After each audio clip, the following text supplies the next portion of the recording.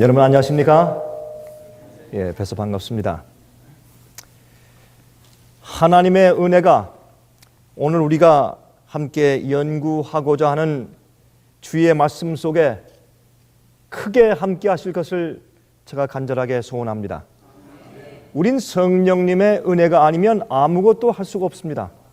주의 말씀이 선포돼도 우리 마음 가운데 감동이 될 수 없고 또 감동된 말씀도 순종될 수가 없습니다. 여러분, 우리가 성경에서 많은 말씀을 읽고 듣습니다.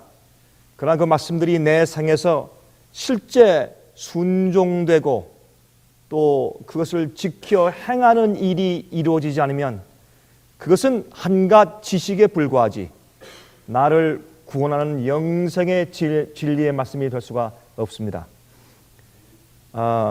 여러분들 뵈서 참 반갑고요. 또 이 귀한 시간에 저를 초청해서 기회를 주신 우리 유 목사님께 진심으로 감사의 말씀을 드립니다. 오늘 보니까 여러분들께서 이제 교동문을 낭독하실 때 시편 23장을 펴서 낭독하시는 것을 제가 보고 들었습니다. 참 감사합니다. 주님의 뜻이라고 생각이 됩니다. 제가 오늘 여러분들께 시편 23장이 포함된 말씀을 좀 드리려고 합니다. 여러분, 시편 22장과 23장과 24장은 하나의 짝입니다. 시편 22장과 시편 23장과 시편 24장은 하나의 연결된 시리즈입니다. 그래서 시편 23장을 이해하기 위해서는 그 전에 있는 시편 22장을 이해해야 되고 시편 23장을 경험한 자들은 이 시편 24장에 나오는 그 내용이 바로 그들에게 하나님의 축복이 되는 것을 이해할 수 있는 것입니다. 여러분, 간단히 설명을 드리면 시편 22장은 예수님께서 십자가에 돌아가시는 고통의 장입니다. 그래서 시편 22장에 예수님께서 나의 하나님 어찌하여 나를 버리시나이까 라고 소리를 지르는 장면이 나옵니다. 그래서 시편 22장은 장래 메시아로 오실 예수 그리스도께서 십자가에 달려 돌아가실 것에 대해서 예언한 장입니다. 그 다음에 시편 23장은 예수님께서 십자가에 돌아가신 다음에 우리의 죄를 지시고 형벌을 당하시고 또한 대속의 죽음을 죽으시고 그 다음에 무덤 속에 내려가셔서 조용히 쉬셨지 않습니까? 조용히 쉬시는 그 거룩한 안식의 경험, 아버지의 뜻을 다 이루고 나서 조용히 쉬시는 그 안식의 경험을 설명한 장이 시편 23장입니다. 하나님 아버지께서 당신의 일생을 인도하시고 이제 아버지의 뜻을 이루신 다음에 아버지의 조용한 무릎 위에서 조용히 잠자고 쉬는 그러한 느낌을 주는 것이 시편 23장입니다. 그 다음에 시편 24장을 보면 예수님께서 부활하시고 승천하시는 예언이 나옵니다. 문들아 너희 문을 들지어다. 영원한 문들아 너희 문을 들지어다. 영광의 왕이 들어가시리로다. 이런 말씀 나와요. 그러므로 시편 22장과 23장과 24장은 하나의 짝이며 시리즈예요. 예수님의 거룩하신 고뇌와 십자가의 죽으심과 또 무덤에서 장사되어서 편히 아버지의 뜻을 다 이루시고 편히 쉬신 경험과 그 다음에 부활하고 승천하실 때 온 우주가 천만 천사가 환영하며 이제 영광의 왕이 다시 하늘로 올라오시는데 아버지의 뜻을 이 땅에서 이루시고 이 우주에 퍼져 있는 죄의 문제를 해결하시고 다시 승천에 올라오시는 만왕의 왕이시요 영광의 구주이신 예수님을 찬송 부르면서 하늘의 성문을 열어라. 영광의 왕이 올라오신다 라고 찬송 부르는 그러한 내용이 바로 시편에 있는 22장과 23장과 24장입니다. 우리 다 같이 시편 23장을 좀 먼저 펴서 같이 좀 잠깐 살펴보도록 하시면 좋겠습니다. 시편 23장입니다. 여러분, 시편 23장에 있는 내용은 우리가 너무나 잘 알고 있는 내용입니다. 그리고 시편 23장에 관한 내용을 가지고 또 이 여기에 있는 이 가사 그대로 아니면 조금 바꿨지만 이 내용을 가지고 만든 작곡된 선곡들이 참 많이 있습니다. 그렇죠? 우리 한국 순수한 한국 노래도 여호와는 나의 목자시니 내가 부족함이 없으리로다. 그 찬송이지 않습니까? 제가 참 좋아하는 찬송 가운데 하나입니다. 그런데 여러분 이 말씀을 한번 가만히 좀 생각 좀 해보십시다. 우리 먼저 몇 절 읽어보십시다. 여호와는 나의 목자시니 내가 부족함이 있다 없다? 없으리로다. 그가 나를 어디에요? 푸른 초장에 누이시며 쉴 만한 문가로 인도하시는도다. 내 영혼을 어떻게 하십니까? 소생시키시고 자기 이름을 위하여 어느 길로? 의의 길로 인도하시는도다. 우리 여기까지만 좀 읽은 다음에 잠깐 좀 이 뜻이 무엇인지 살펴보도록 하십시다. 자, 우리 먼저 지금 예수님께서 편히 쉬시는 장사된 벼에서 무덤에서 편히 쉬시는 그 모습을 우리가 기리면서 우리가 이 말씀을 좀 우리가 좀 알아보도록 하십시다. 예수님께서 그렇게 편하게 잠자실 수 있었던 것은 아버지의 뜻을 이루셨기 때문입니다. 예수님께서 이 땅에 오실 때 여러분 히브리서 10장을 지금 펴실 필요 없습니다. 히브리 10장을 보시면 거기에 이 시편 40장에 있는 내용을 인용하셔서 말씀하시기를 사도 바울이 예수님에 대해서 이제 그렇게 표현했는데 예수님께서 하신 말씀입니다. 시편 40장도 예수께서 이 땅에 오시는 그 예수님의 공생에 대해서 예언한 장이기 때문에 시편 40장은 거기에 예수께서 오시면서 하신 말씀이 나를 위하여 한 몸을 예비하셨습니다. 나를 위해서. 아버지께서 번제와 다른 제사를 기뻐하지 아니하시고 나를 위해서 한 몸을 예비하셨습니다. 내가 아버지의 뜻을 행하기를 즐거워합니다. 라는 말씀이 나와요. 그것은 예수님께서 이 땅에 오셔서 사실 생애 전체가 하나님 아버지의 뜻을 이루기 위해서 오신 것이고 결국은 십자가 위에서 아버지께서 아들을 보내신 그 뜻을 이루셨습니다. 그것은 이제 죄로 물든 이 지구를 위해서 이런 이멀전시에서 이런 비상시에 우리를 구속할 수 있는 유일한 일은 우리의 계명을 만드시고 우리를 창조하신 그 창조주 하나님, 천사 중에 하나가 아니라 우리를 창조하시고 만드시고 우주 만물을 당신 자신을 위해서 만드신 그 기가 막힌 창조주 여호와 하나님, 조물주, 그분이 우리에게 이렇게 하라, 이렇게 하지 말아라 라고 계명을 주신 분, 우리가 그 계명을 어기는 것이 죄예요. 계명을 순종하는 것이 영생이요.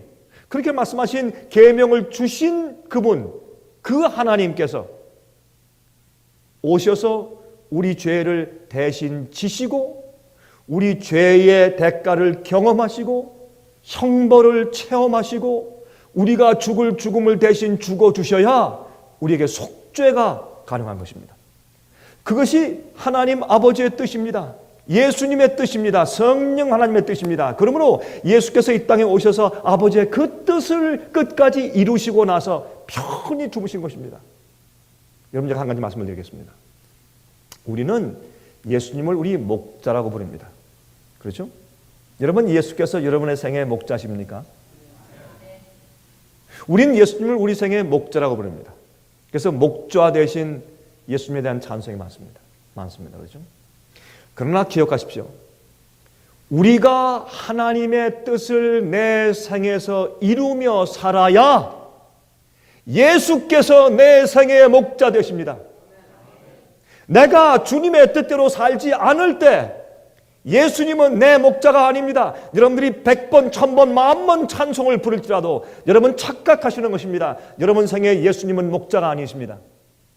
예수께서 시편 22장에서 아버지의 뜻을 이룰 때 어디까지? 십자가에 갈 때까지 뜻을 이루시는 순종의 생애를 사셨기 때문에 아버지의 품속에서 쉬신 겁니다. 그게 쉼입니다.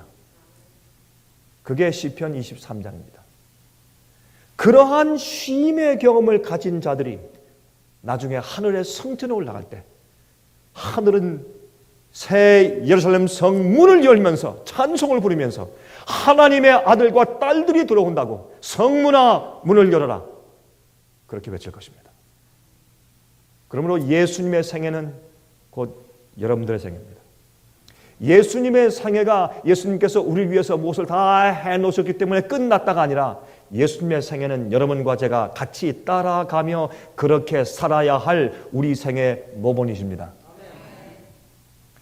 오늘날 전 지금 교회에 있습니다.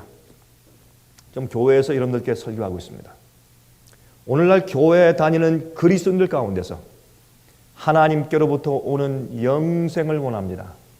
주께서 이 땅에서 우리를 목자 되셔서 인도하시며 우리에게 복을 주시고 상급을 주시고 쉼을 주시고 문제를 해결해 주시고 그렇죠? 그러한 목자가 되기를 원하십니다. 그러나 기억하십시오. 많은 사람이 착각하고 있습니다. 내가 주님의 뜻대로 말씀대로 살아가고 예수님의 생애를 본받아 주님의 뒤를 따라가지 아니하면 예수께서 말씀하기를 너희가 나를 따라오려거든 자신을 부인하고 자기 십자가를 지고 와서 매일 나를 쫓으라고 했습니다. 이것이 우리 생에서 이루어지지 않으면 우리는 예수님께서 우리의 목자 되심을 이해할 수 없습니다. 착각하는 것입니다.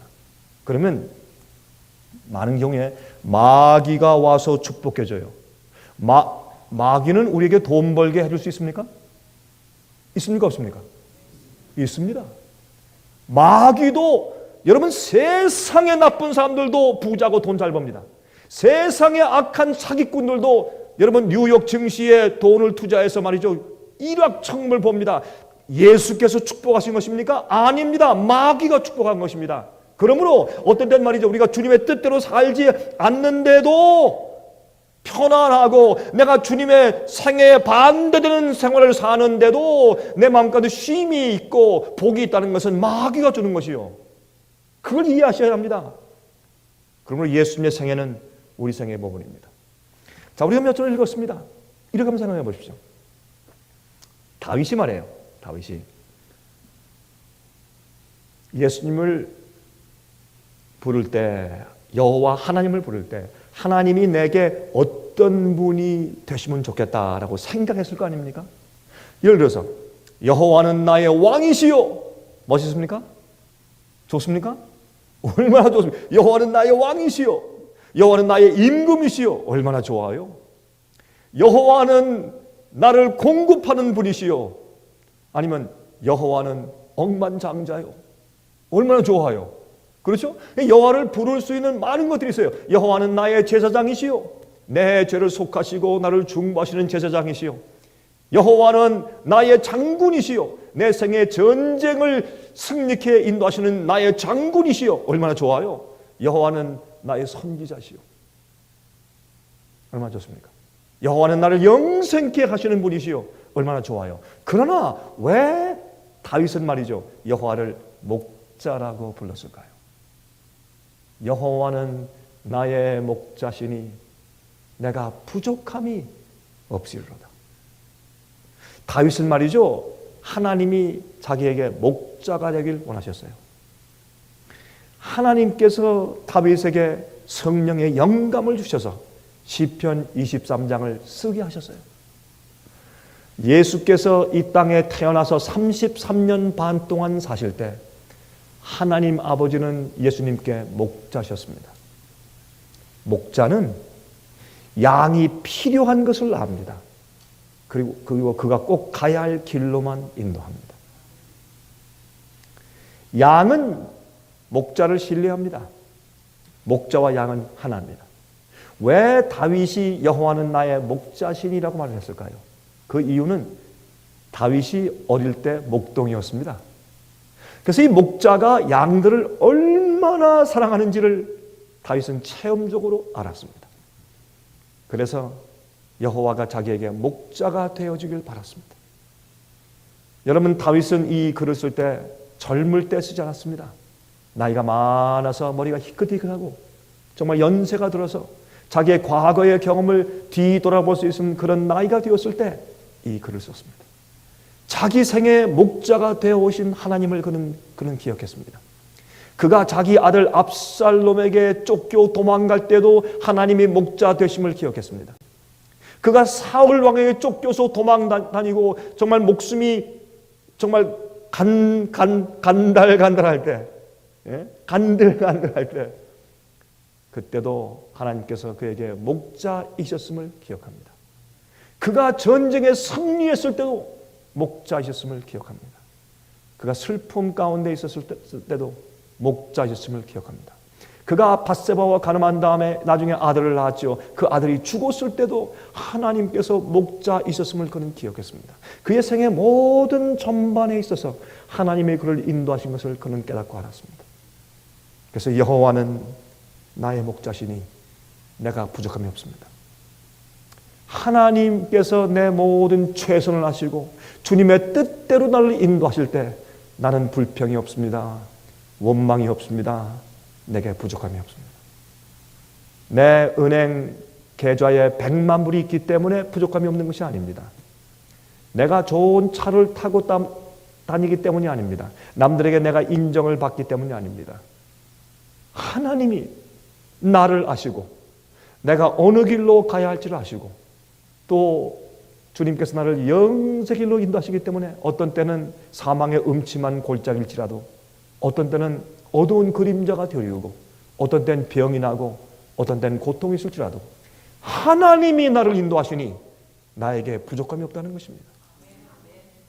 여러분 이 얘기가 그 뒤에는 말씀 가운데 나옵니다. 그가 나를 푸른 초장에 인도하시고 누이시고 푸른 초장에 누이시고 여러분 다윗이 이 양을 칠 때 그 당시에 그 유대의 광야인 말이죠. 유대 지방에는 푸른 초장이 많지 않았습니다. 그저 띄엄띄엄이 있었습니다.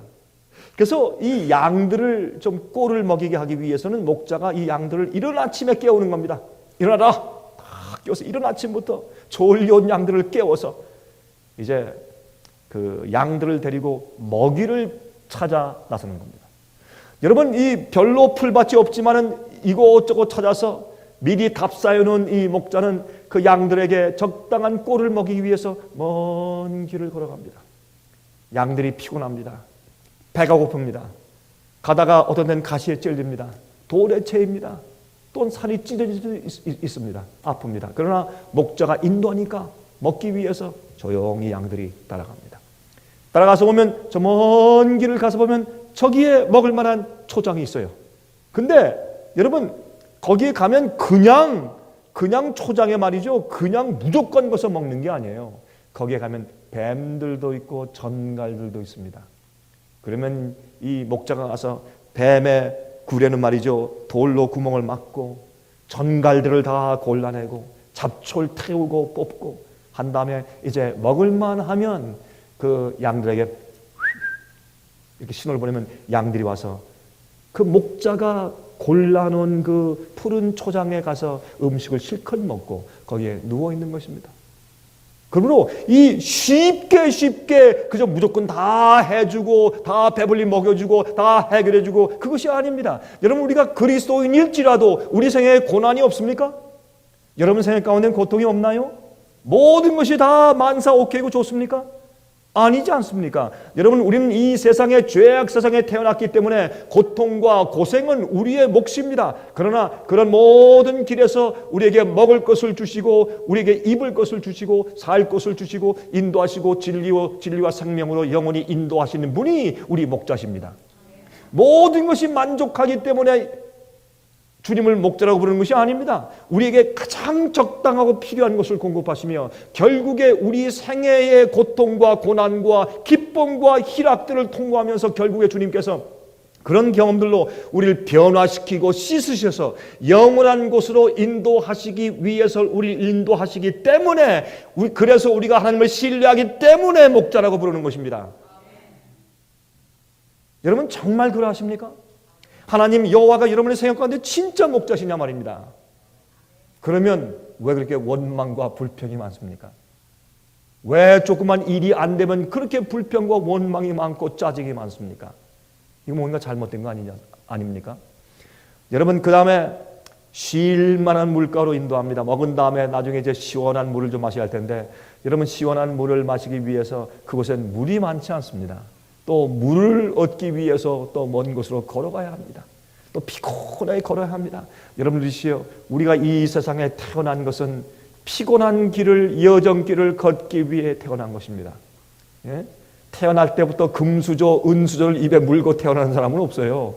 뭐 부잣집에 태어나면 그렇다고 말하지만 사실 그런 것은 없습니다. 하나님은 공평하세요. 전 참 오랫동안 전도 목사로 지내오면서 많은 사람들을 만나보았어요. 백만장자, 그들 생각 가운데 고통 많아요. 예? 사업 잘 되는 사람들, 그들 생의 뒷면에 들어가면 고생이 많아요. 예? 여러분들 1000명의 직원을 거두려면 좋은 거 같죠? 골치 아파요. 여러분 공부를 많이 하고 학위를 얻고 멋있는 교수가 되면 좋은 거 같죠? 골치 아파요. 신경 쓸 게 많아요. 이 세상은 쉬운 곳이 아니고 편한 곳이 아니에요. 그러나 하나님께서 우리를 이 세상에 태어나 계신 이유가 있습니다. 우리가 이 세상에 태어난 이유는요, 우리가 더듬어 발견하는 것이에요. 우리가 인생 여정길을 걸어가면서 더듬어서 하나님 발견하고 진리 발견해서 영원히 사는 기회를 얻게 되기 위해서 우리가 이 땅에 태어난 것입니다. 여러분, 우리가 백만장자 되기 위해 태어난 것이 아닙니다. 멋진 배우 되기 위해 태어난 것도 아니고 멋진 사람 되고 학자 되기 위해 태어난 것도 아닙니다. 우리가 태어난 이유는 단 한 가지밖에 없는데 왜 그렇습니까? 예수께서 오실 때 우리가 이루어 놓은 것이나 공적이나 우리가 가진 모든 것은 한꺼번에 불타버릴 텐데, 우리가 하늘에 가져갈 수 있는 유일한 것은 우리가 발견한 진리를 통해서 변화받은 우리의 성품이기 때문에 그렇습니다. 영원히 살 수 있는 우리 성품밖에 가져갈 것이 아무것도 없어요. 그러므로 하나님께서 여러분과 저를 이 땅에 태어나게 하신 유일한 이유는 더듬어서 하나님과 진리를 발견하도록 하기 위함입니다.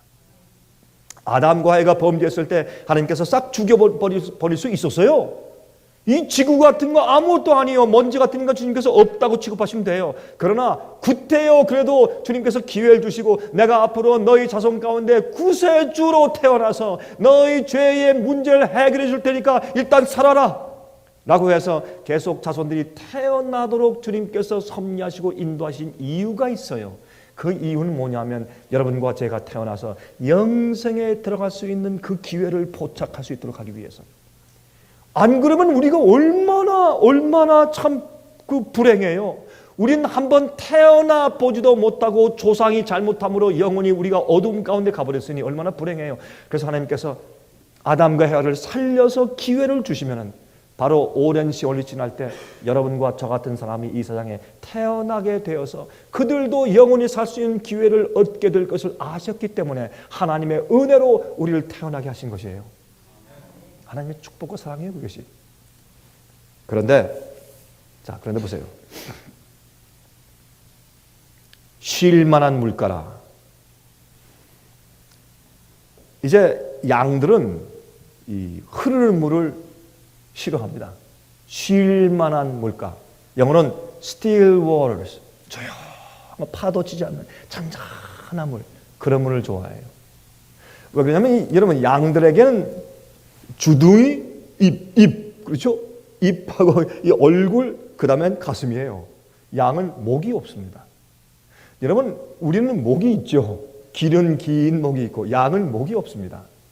목이 없다고 하는 것은 물을 마실 때 위험하다는 뜻입니다. 왜냐하면 양의 가죽은 뭡니까? 양모 털 아닙니까? 여러분, 모직, 털에게 물을 묻히면 어떻게 됩니까? 가벼워집니까? 무거워지죠. 굉장히 무거워집니다. 여러분, 양털을 갖다가 물에 잠궜다가 한번 들어보십시오. 얼마나 무거운지 말입니다. 왜 그렇습니까? 수분을 빨아들이는 힘이 있기 때문에 그렇습니다. 쫀득 수분을 먹고 있으니까. 그래서 이런 큰 물통에다가 양털을 갖다 집어넣고 들면 말이죠, 그 큰 통에 있는 물이 확 줄어요. 그 양털이 하도 물을 잘 빨아먹기 때문에. 그래서 물이 흐르면 말이죠, 양들이 흐르는 물에서 입을 대고 물을 마시다가 어떻게 해요? 자기도 모르게 이 이렇게 물을 마시니까 이 목에 있는 양털이 말이죠, 그것이 물에 젖습니다. 그러면 그것이 물을 빨아들이는 힘이 있으니까 쭉 빨아들여서 이 목 부분과 가슴 부분이 물로 흥건히 적셔집니다. 그러면 얼마나 무거울까요? 양은 다리가 길지 않습니다. 짧습니다. 그렇죠? 그래서 물을 마시다가, 흐르는 물에 물을 마시다가 그만 무거우니까 일어날 수 없이 하고 코를 박고, 얕은 물에서도 코를 박고 죽는 사례가 많이 있었습니다. 그래서 양들은 흐르는 물만, 소리만 들으면 목이 말라도 가지 못합니다. 무서워서. 그래서 목자가 어떻게 합니까? 신발을 벗고 바지를 걷어 올리고 흐르는 시냇물 속에 들어가서 바위들을 모아서 주섬주섬 모아서 놓고 징검다리 같은 것을 만들고 그것을 뚝을 만들어서 물이 흐르지 못하게 만듭니다. 그리고 물이 잔잔하게 만드는 것입니다. 다 만든 다음에 또 하면 또 양들이 와서 그 잔잔한 물가에서 두려움 없이 물을 마시는 겁니다. 여러분, 우리는 이 세상에서 어려움이 없는 것 아닙니다. 하나님은 우리를 어려움과 고통 가운데서 건지는 것이지 우리를 어려움과 고통을 당하지 않게 구원하시는 분이 아니십니다. 사드락과 메삭과 아벳느고가 풀무불에 빠지지 않게 보호하신 것이 아니라 풀무불 가운데서 타지 않도록 보호하신 분이 하나님이십니다. 그러므로 하나님께서 우리를 구원하실 때 어떻게 구원하시는지를 이해하셔야 합니다. 하나님께서는 우리가 이 세상에 살면서도 하늘에 사는 것처럼 걱정과 근심 없이 인도하시는 것이 아니라 이 세상의 모든 염려와 시험과 유혹과 마귀의 공격들이 올지라도 그 속에서 우리가 넘어지고 거기에서 빠지지 아니하고 승리하고 견디고 해방될 수 있게 우리를 인도하시는 분이 하나님이십니다. 그러므로 하나님은 우리를 어려움과 고통에 들어가지 않게 하시는 분보다 거기에서 어떻게 살 수 있으며 어떻게 견딜 수 있는지를 가르쳐 주시고 힘을 주시는 분이신 것을 기억하시기 바랍니다. 그래서 흐르는 물을 잔잔하게 만들어서 마시게 합니다. 여러분이시여, 여러분 오늘 제 얼굴 보니까 제 생각 가운데 고난이 있는 것 같습니까? 아니 솔직히 여러분 제 얼굴에 미소를 보시면서 누가 저 강 목사의 생애 가운데 고난과 시련이 있을 것이라고 생각을 하겠습니까? 예? 어릴 때부터 정말 오른손에 금수저, 왼손에 은수저 쥐고 정말 잘 문제없이 잘 자란 사람 같죠. 여러분, 저는 감사한 것은 하나님께서 제 생애를 고난의 연속으로 인도하신 것을 인해서 전 주 앞에 감사하고 찬송을 돌립니다. 전 그래서 지금 이 자리에 있습니다. 전 그래서 주님을 섬기는 목사가 되었습니다. 전 그래서 주님만 신뢰합니다. 저는 이 세상에서 원망과 불평이 없습니다. 전 주 앞에 만족합니다. 주께서 제게 베푸신 모든 은혜를 만족하고 제 마음 가운데 부족함이 없습니다. 주님께서 하십니다. 전 주 앞에 불평이 없습니다. 왜? 주님이 제 목자이신 것을 저도 드디어 이렇게 머리가 희끗희끗해진 다음에 제 인생을 뒤돌아보니까 정말 주님께서 제 목자 되어 오셨음을 제가 이해하게 되었다 그 말입니다. 쉴만한 물가로 인도하심도다. 여러분, 그런데 여기 보면 또 내 영혼을 소생시키시고 자기 이름을 위하여 의의 길로 인도하시는도다. 자, 그 다음에 이제 가자. 먹고 마셨으니 이제 또 떠나자. 길을 떠나자. 갈 때 얼마나 힘듭니까? 이 태양빛이 내려 쪼이고 덥고, 예? 또 황토길이고. 여러분, 그 예루살렘에서 조금 떨어진 유대 광야에 가면 말이죠, 정말 풀밭이 없습니다. 제가 가보았습니다. 그리고 그 흙이 말이죠, 한국에 있는 황토길 같아요. 정말 메말라서 말이죠, 이렇게 걸어가면 먼지가 풀풀 납니다, 정말. 그리고 거기에 있는 이 돌들은 라임스톤이기 때문에 그 돌들은 꼭 이 솥빵, 우리가 빵을 찔 때 솥빵이죠. 솥빵이죠. 그런 솥빵처럼 생겼어요. 그래서 예수님께서 거기서 시험 당하실 때 이 돌로 떡을 만들어 먹으라고 마귀가 이제 시험하는 것을 제가 좀 이해할 수 있게 되었습니다. 근데 그런 먼지라는 길을 걸으면서 참 힘들지 않습니까? 그때 목자가 어떻게 합니까? 피리를 꺼내서 노래를 부르는 것입니다. 아름다운 음악을 연주해 주는 것입니다. 그렇게 해서 내 영혼을 소생시키시는 목자의 음악소리를 들으면서 걸어가는 것입니다. 여러분이시여, 여러분 인생길에 찬송을 많이 부르십시오. 성경 말씀 많이 읽으십시오. 시편을 특별히 암송하십시오. 그리고 영혼의 찬송을 부르십시오. 하나님께서 힘든 이 인생길에 우리를 위로하시기 위한 많은 찬송을 성경 가운데 기록해 주셨습니다. 자, 그 다음에 오세요. 내가 사망의 음침한 골짜기로 다닐지라도 해를 두려워하지 않을 것은 주께서 나와 함께 하심이라. 주의 지팡이와 막대기가 나를 안위하시나이다. 여러분 그 당시엔 말이죠, 양 도둑이 많았어요. 양 강도들. 그런데 그 유대 그 광야로 가는 길목에 말이죠, 이렇게 절벽이 있으면서 아주 좁은 길이 있는데 그쪽으로 양을 끌고 갈 땐 말이죠, 강도들이 이렇게 매복했다가 와서 말이죠, 그 목자를 때려 엎어놓고 양들을 훔쳐가든지 아니면 양들을 데리고서 도망가 버리든지 하는 그런 일들이 많이 있었습니다. 여러 명이 급습하기 때문에. 그래서 양들에 대한 강도들이 많이 있었어요. 그래서 이 목자는 말이죠, 양을 인도해 갈 때 그 두 가지를 가져갑니다. 하나는 지팡이, 하나는 막대기. 여러분 지팡이는 말이죠, 이렇게 우리가 여러분 그 노인들이 짚는 지팡이 있지 않습니까? 이게 좀 고부라진 거. 근데 사실 이 지팡이가 말이죠, 목자가 쓰기 위해서 고안된 지팡이지 노인들이 짚으라고 한 지팡이가 아닙니다. 원래 그 고안은 뭐냐면 이 지팡이 이렇게 돼서 이게 고부러졌잖아요. 진 것은 뭐냐면 도망가거나 곁길로 가는 양들의 뒷다리 끌어당기기 위해서 만든 것입니다. 자꾸 도망가면 일로 와, 너 어디로 가니? 탁 걸어서 끌어당기기 위해서 만든 것인데 그것을 우리 노인들이 말이죠, 그걸 우리를 위해 만든 것이다 하고 짚고 다니죠. 아닙니다. 여러분 성경은 말하기를 우린 다 무엇 같아서? 양 같아서. 어느 길로 나갔다? 각기 제 길로 나갔다. 우린 다 성질머리들이 달라서 도망가도 다 각기 제 길로 가요.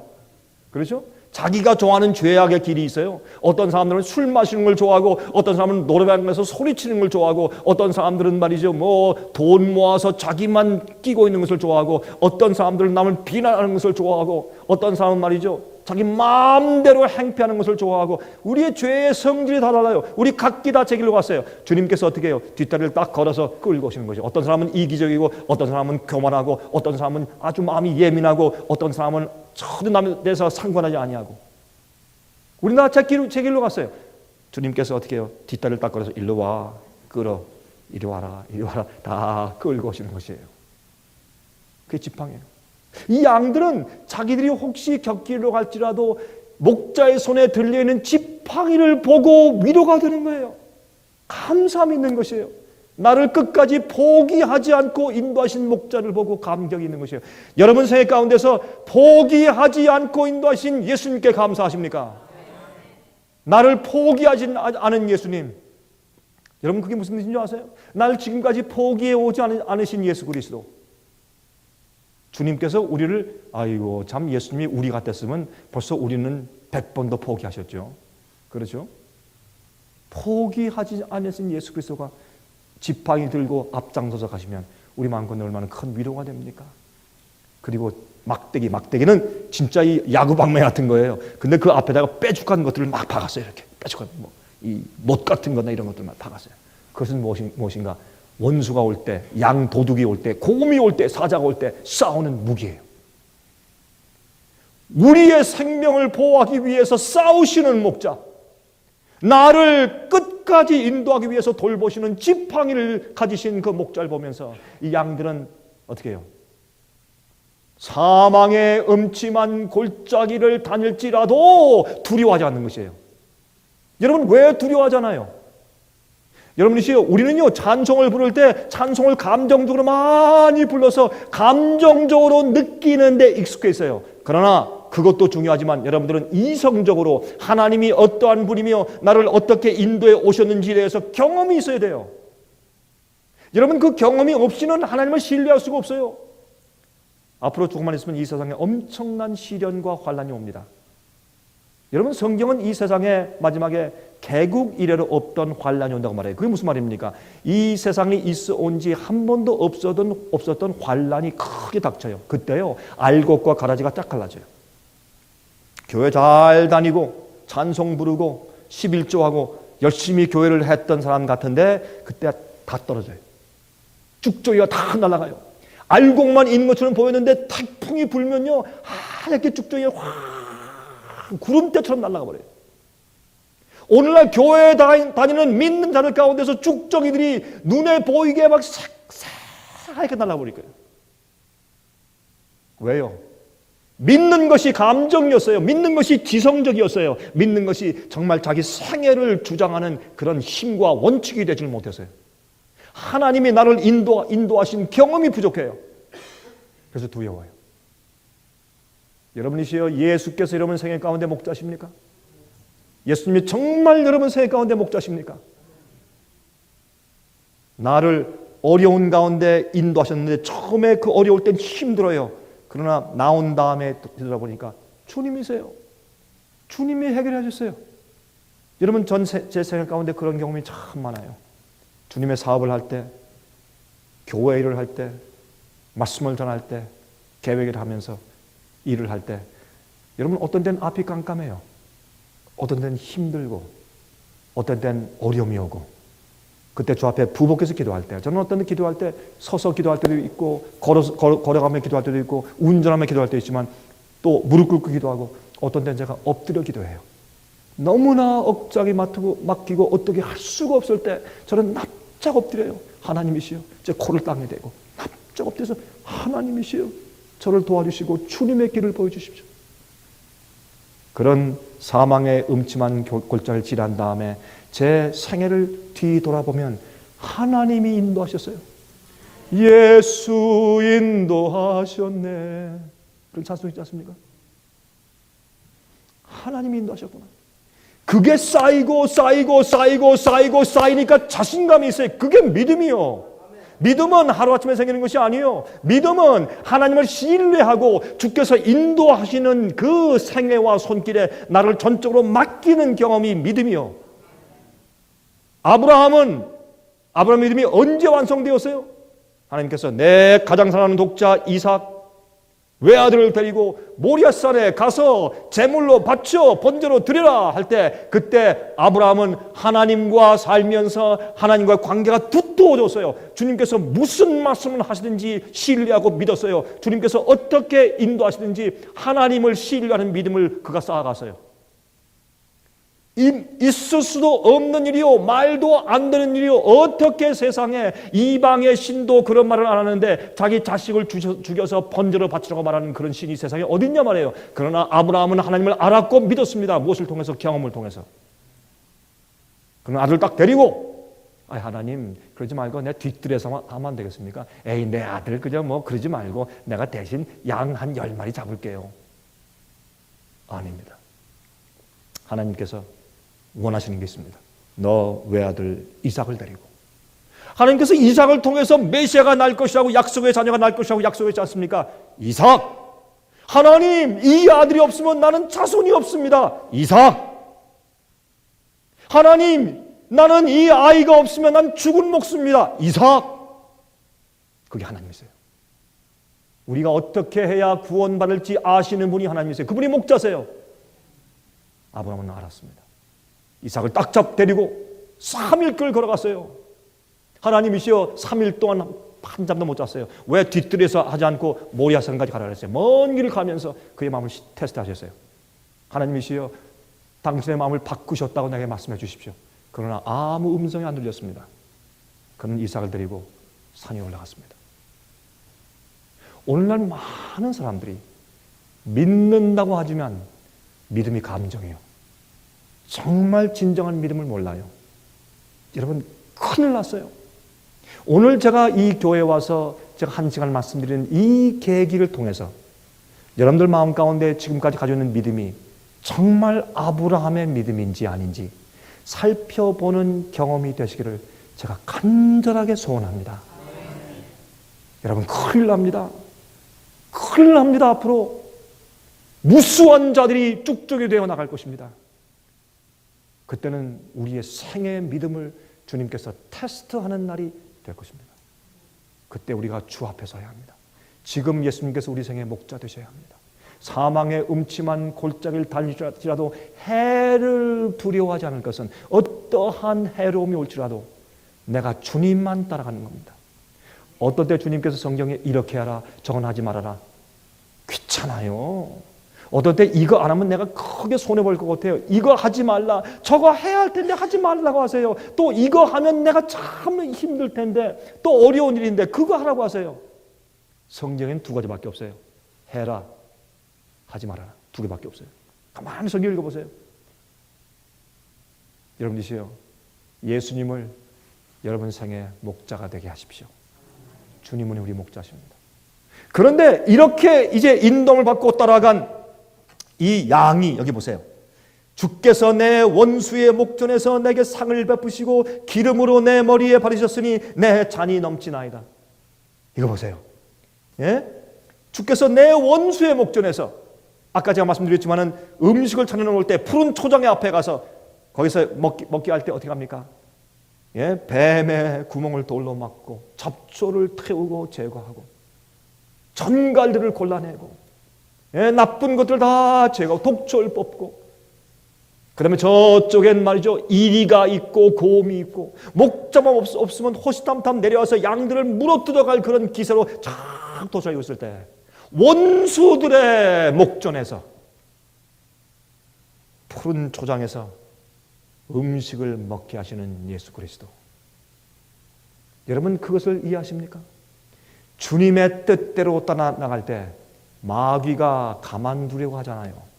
시련들이 오고 어려움과 고난들이 와요. 그러나 기억하십시오. 원수의 목전에서 우리에게 먹을 양식을 베푸시는 하나님. 여러분 이런 얘기가 있어요. 아무리 급하고 아무리 힘들어도 일단 아침은 먹고 보자. 아니에요? 아니 왜 고통 고민이 된다고 왜 아침까지 안 먹어? 자기 손해지. 여러분 아무리 슬퍼도 울다가도 아침은 먹고 또 우세요.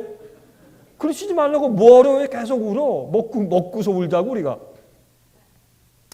여러분 예수님께서 십자가 돌아가시고 부활하신 다음에 5명의 제자들이 낙심한 나머지, 여러분 베드로가 이렇게 주머니를 열어보니까 주머니가 빵꾸 나는 돈이 한 푼도 없어.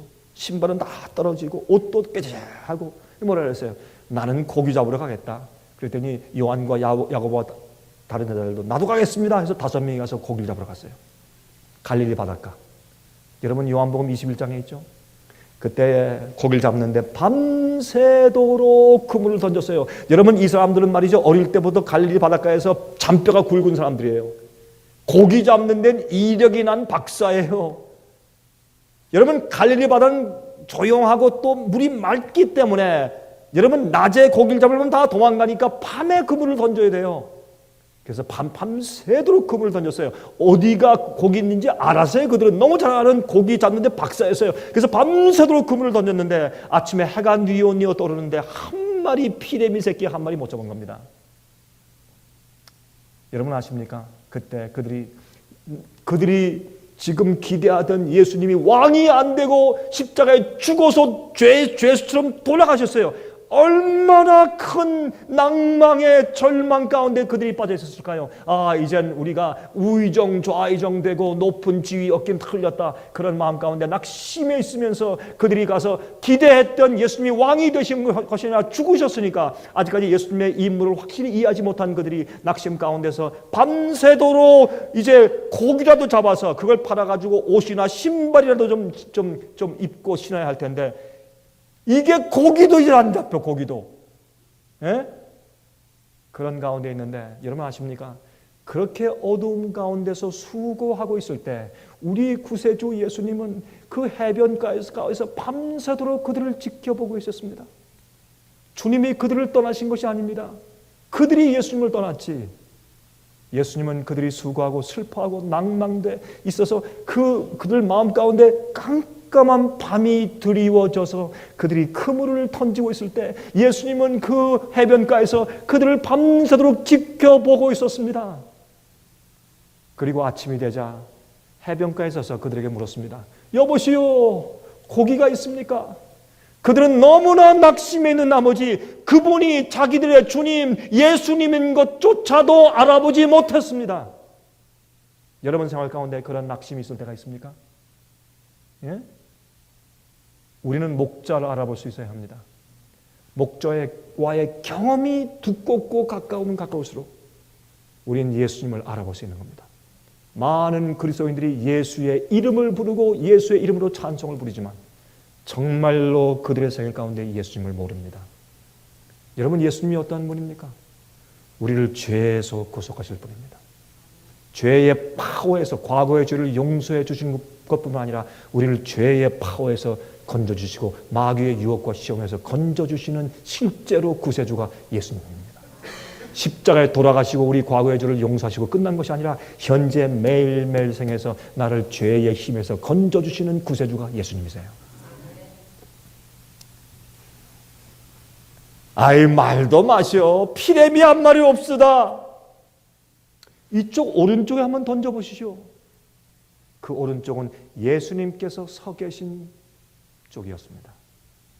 여러분이시여, 예수님께서 계신 곳에 그물을 던지십시오. 여러분 생애를 영어로 그 말이죠. I bet my life. You bet your life. 예? 어떤 도박이나 놀이를 할 때 내가 어디 갖다 걸죠. 여러분 생애를 예수님이 계신 곳에 갖다 걸라고. 그러면 걱정이 없어요. 예수님이 어디로 인도하든지 예수님께 모든 걸 걸어봐요. 근데 사람들이요, 그게 겁이 나니까 한 70% 걸고 80% 걸고 나중에 만약을 위해서, 비상식을 위해서 자 이렇게 마음을 남겨둬요. 그러니까 망하는 거예요. 그러니까 믿음이 없는 거예요. 예수님께 한번 걸면 100% 다 걸어버려요. 죽든지 살든지. 아까 보니까 그러면 찬송할 때 죽거나 살거나 찬송은 참 잘 부르시대. 찬송만 부르지 말고 그렇게 살아요. 성경이 이렇게 말씀했으면 나 그렇게 살겠습니다 결심한다면 아무리 불리기 와도 그렇게 살아버려요. 그게 우리가 주님을 위해서 내 생애를 걸어버리는 것이에요.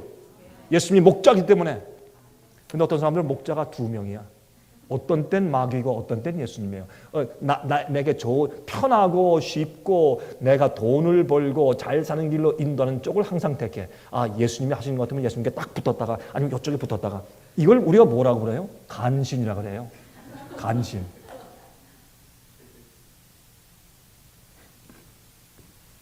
여러분, 제가요 교회 다녀보면요 간신들 투성이에요. 정말 간신들.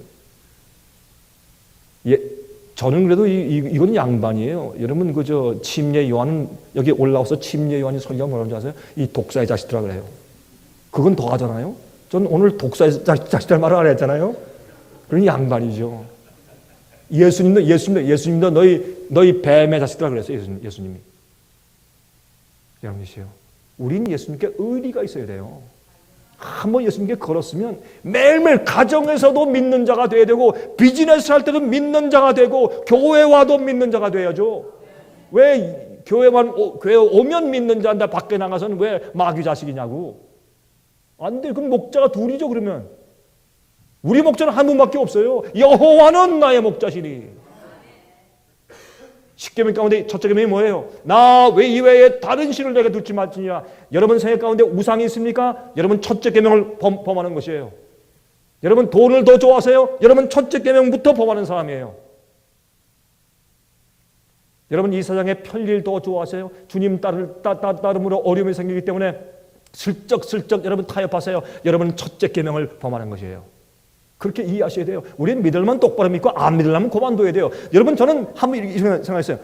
자, 이렇게 믿는데 이왕 믿으려면 잘 믿고 안 믿으려면 내가 죄가 좋아서 가끔 주중에는 죄의 즐거움을 누리고 교회 와서 주여 용서해 주십시오 이렇게 하려면 나 아예 이렇게 믿다가 멸망당하려면 아예 안 믿고 세상 재미를 좀 보다가 죽겠다. 난 그런 생각한 적이 있어요. 제가 젊을 때. 똑바로 하는 게 좋아요. 똑바로. 믿으려면 똑바로. 정식으로 믿어버리고 안 믿으려면 아예 코 만드는 게 좋아요. 여러분 알고 가라지가 뭔지 아십니까? 가라지는요 쭉정에는 속이 없기 때문에 바람 불면 다 날아가 버려요.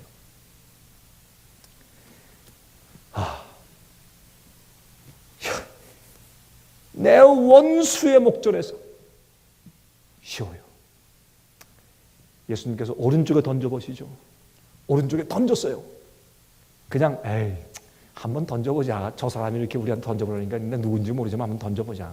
참 호의로 그러는데 그 당시에 말이죠. 이런 적이 있었어요. 지나가는 나그네들이 이 맑은 물이니까 갈릴리 바닷가에 이 물고기 떼들이 막 지나가면서 어떤 때 볼 때가 있어요. 여기 저기 있다, 저기 던지세요. 이렇게 해주는 때가 가끔 있었어요. 그런 줄 알았어요, 이 제자들은. 그래서 그쪽으로 금을 던졌는데, 던져가지고 뭐 얼마나 있으려고 던져가지고 땡기는데, 이거 무쇠도 아니고 땡겨지질 않아요. 얼마나 많고 얼마나 큰 고기 잡혔는지. 그러니까요, 요한이 뭐라 그래요? 주님이시다. 그러니까 베드로가 어떻게 했어요? 예? 그냥 뛰어들었어. 왜요? 자기는요, 예수님을 3번 부인했기 때문에 주님이 자기를 버린 줄 알았어.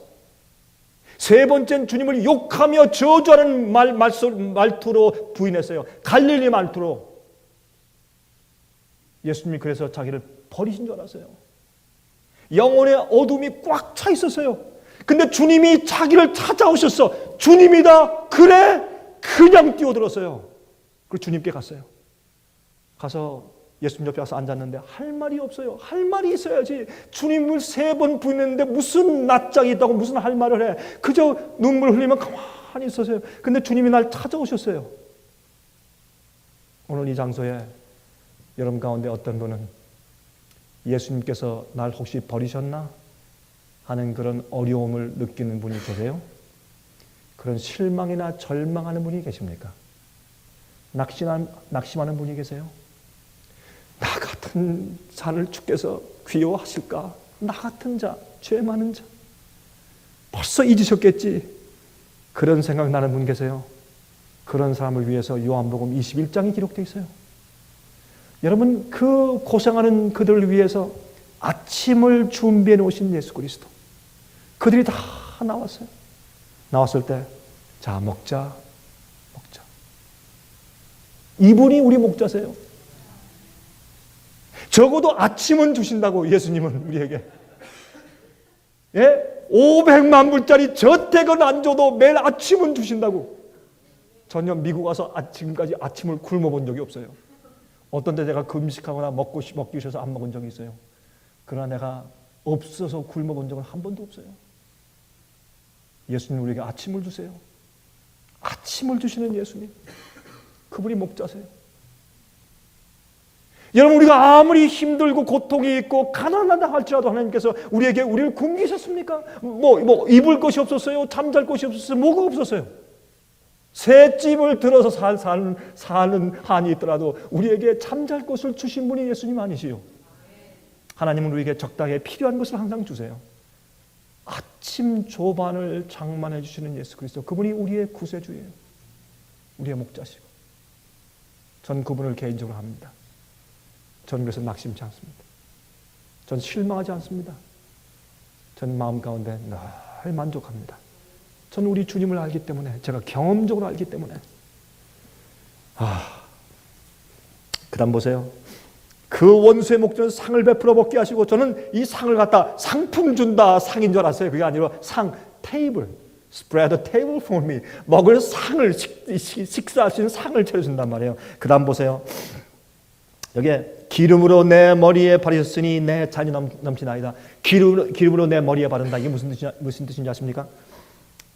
이제 그렇게 다 이제 하루 종일 이제 먹고 마시고 여행하고 피곤해서 들어오면 이 목자가 양들을 다 데리고서 어디로 갑니까? 우리 안으로 인도해 드립니다. 우리 안으로. 그러면 여러분, 그 요한복음 10장 보면 이런 말씀이 있죠. 나는 양의 문이라. 양의 문이라. 왜 문이에요? 여러분, 유대 나라의 양 우리에는 문이 없어요. 왜? 목자가 문이니까. 목자가 그 앞에 이렇게 앉아서 다리를 쭉 펴고 바닥에 앉으면 그게 문이에요. 그러면 양들이 그 목자의 다리를 건너서 들어가야 돼요. 그래서 예수께서 말씀하기를 누구든지 나로 말미암아 들어오지 않는 자는 강도요. 그랬어요. 왜? 예수님 문이니까. 우리가 예수님께서 인도하심을 받는 자들이, 예수께서 가르친 대로 인도함 받는 자들이, 예수님의 가르침을 이해하는 자들이 진리 안에서 예수님을 통해서만 영생에 들어가야 돼요. 어떤 사람들은요, 자꾸 담 뛰어넘어 들어가고 기어 들어가고 별짓을 다 해요. 그런 사람들은 나중에 가보면 그것이 천국이 아니고 지옥인 것을 그들이 깨닫게 될 것입니다. 예수님 분이세요. 그런데 예수님께서요, 다 그 양떼를 모은 다음에 예수님께서 하나하나 인도하세요. 예수님께서는 이름을 부르세요. 목자가 그 양을 알고 양들이 그 목자의 음성을 아는 것이 그래서요. 예수님께서 여러분 아세요? 여러분, 예수께서 여러분의 개인을 아십니까? 정말 아세요? 여러분이 개인적으로 기도할 때 주님이 나를 아신다는 느낌이 생겨요. 여러분, 이 목자는요, 그 양들의 이름을 알아요.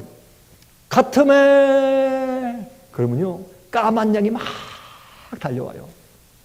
네?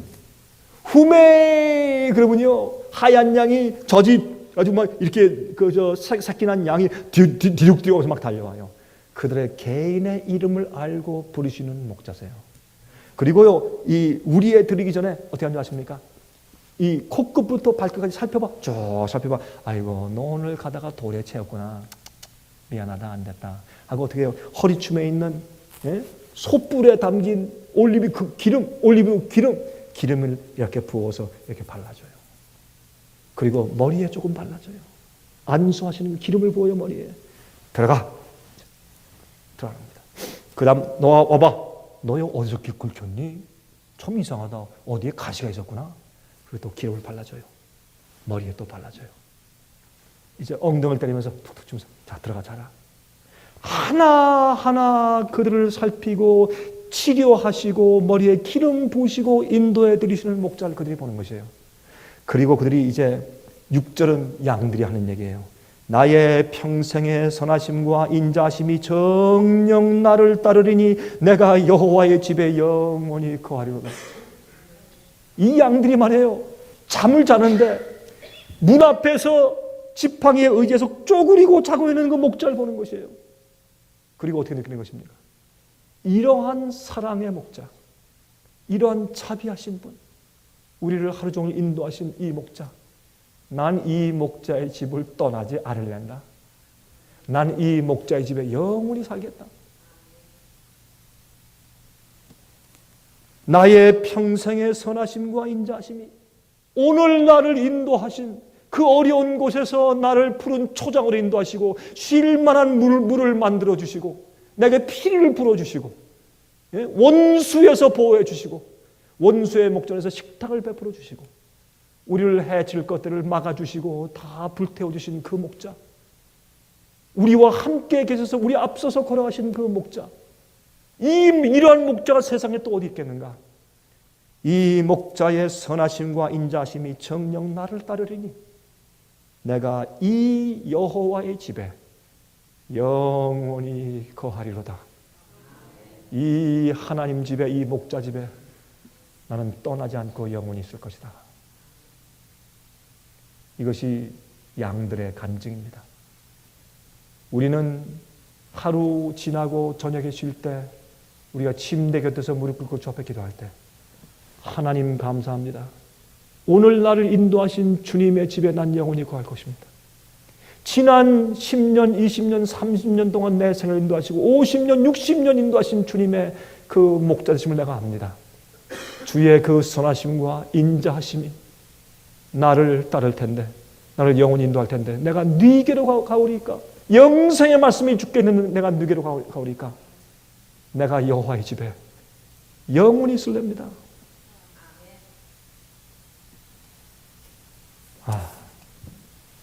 이것이 목자이십니다.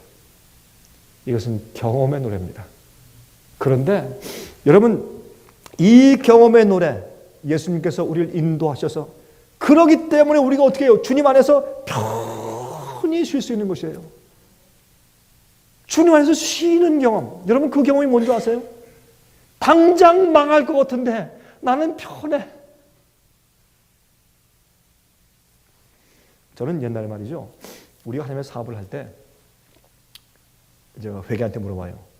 지금 그 사업을 위해서 우리 자금이 있습니까? 목사님, 그건 다른 데 다 썼습니다. 지금 당장 얼마 필요합니까? 당장 10만 불이 필요합니다. 옛날엔 말이죠, 당장 10만 불이 필요합니다 그러면 그 다음은 제가 잠을 못 자요. 그거 알면서. 예? 그 걱정이 돼가지고. 이제는요, 쉬워요. 아무런 걱정이 없어요. 왜 그런지 아십니까?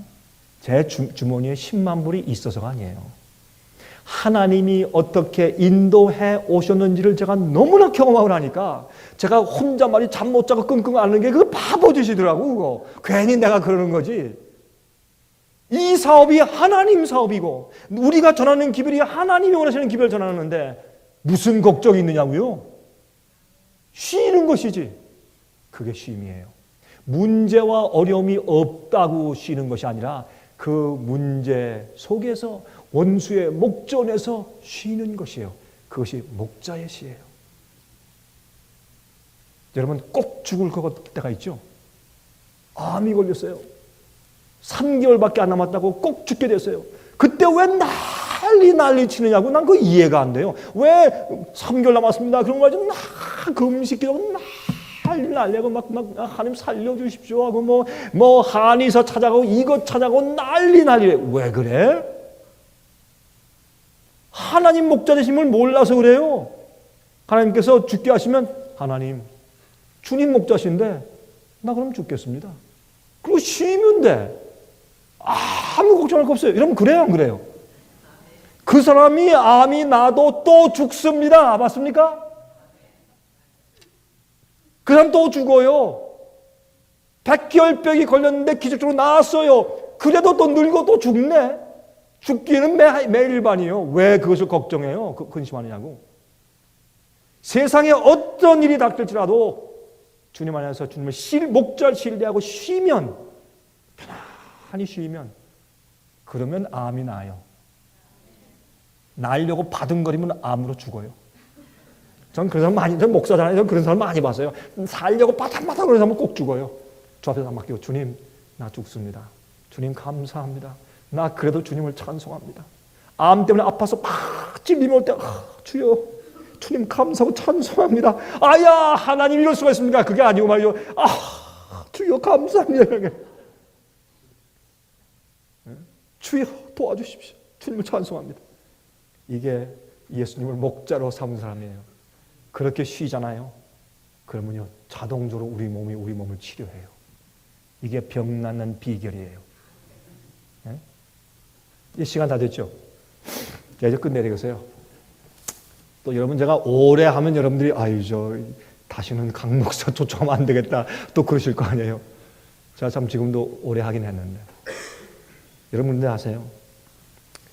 여기 보시면 22장 가세요. 22장 1절 내 하나님이여 어찌 나를 버리셨나이까 어찌 나를 멀리하여 돕지 아니하시옵시며 내 신음하는 소리를 듣지 아니하시나이까. 이것은 예수님께서 엘리 라마 사박다냐고 부르짖은 그 얘기 아니에요.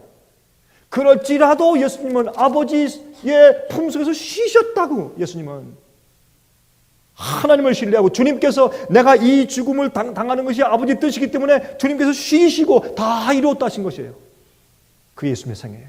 예수님의 겟세마네 기도의 기도가 무엇이었습니까? 아버지시여 할 수만 있으면 이 잔을 내게서 옮겨주십시오. 나 정말 두렵습니다. 그러나 내 뜻대로 마옵시고 아버지의 뜻대로 하시옵소서. 이것이 예수님의 생애였습니다.